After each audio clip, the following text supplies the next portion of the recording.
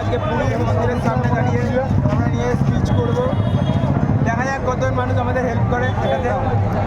আমাদের কাছে কোনো টাকা নেই, আমরা তাও ঘুরবো, আপনাদের দেখাতে চাই। তাই জন্য আমরা চাইছি যে লোকে আমাদের হেল্প করতে, এটা আমরা দেখাতে চাইছি আমাদের ভারত অভিযানে। এইটার জন্য প্লিজ লাইক শেয়ার সাবস্ক্রাইব আমাদের চ্যানেলকে। এটা নোমানি জার্নি আজকে আপনাদের জন্য অনেকটা এগিয়ে গেছে, এটার জন্য সবাই একটু হেল্প করবেন। দেখা যাক কতজন মানুষ আমাদের হেল্প করে এখানে।